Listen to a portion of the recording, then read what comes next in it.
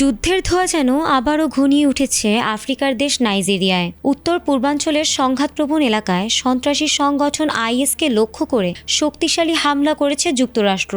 এই অভিযানের খবর জানিয়ে কড়া ভাষায় বার্তা দিয়েছেন মার্কিন president Donald Trump. Donald Trump zero tolerance নীতিতে সন্ত্রাস দমনের কথা বলেছেন। সামাজিক যোগাযোগ মাধ্যমে দেওয়া এক পোস্টে তিনি জানিয়েছেন, নাইজেরিয়ায় আইএস যোদ্ধাদের বিরুদ্ধে যুক্তরাষ্ট্র সফল ও নির্ভুল হামলা চালিয়েছে। তিনি জানিয়েছেন, এই সন্ত্রাসীরা বিশেষ করে খ্রিস্টানদের টার্গেট করেছে, যা তারা হতে দিতে পারে না। তবে হামলায় ঠিক কতজন নিহত হয়েছে বা কী ধরনের সামরিক সরঞ্জাম ব্যবহার করা হয়েছে সে বিষয়ে বিস্তারিত কিছু জানাননি তিনি।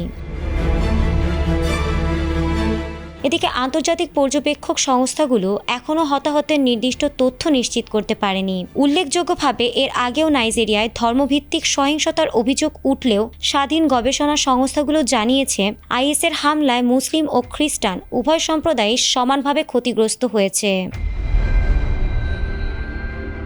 তবে ট্রাম্প যখন নাইজেরিয়ায় হামলার হুমকি দিয়েছিলেন, তখন নাইজেরিয়ার প্রেসিডেন্ট জানিয়েছিলেন, আইএস বা সন্ত্রাসী গোষ্ঠীর বিরুদ্ধে যে কোনো ধরনের হামলা নাইজেরিয়া ও যুক্তরাষ্ট্রের সমন্বয়ে হওয়া উচিত। এদিকে ড্যানিয়েল ভাওয়ালা নামে নাইজেরিয়ার প্রেসিডেন্টের এক উপদেষ্টা জানিয়েছেন, সন্ত্রাস দমনে তারা আন্তর্জাতিক সহযোগিতার পক্ষে, তবে যে কোনো সামরিক অভিযান দেশটির সার্বভৌমত্বের প্রতি সম্মান রেখে সমন্বয়ের মাধ্যমে হওয়া উচিত। বিশ্লেষকদের মতে এই হামলা শুধু নাইজেরিয়ার অভ্যন্তরীণ নিরাপত্তা নয়, বরং বৈশ্বিক সন্ত্রাস বিরোধী রাজনীতিতেও নতুন করে উত্তাপ ছড়াচ্ছে। যুদ্ধের ভাষা যতই কঠোর হোক, শেষ পর্যন্ত শান্তি যে মানুষের সবচেয়ে বড় প্রত্যাশা, তা আবারও মনে করিয়ে দিয়েছে এই সংকট। ফারহানা হক, এটিএন বাংলা।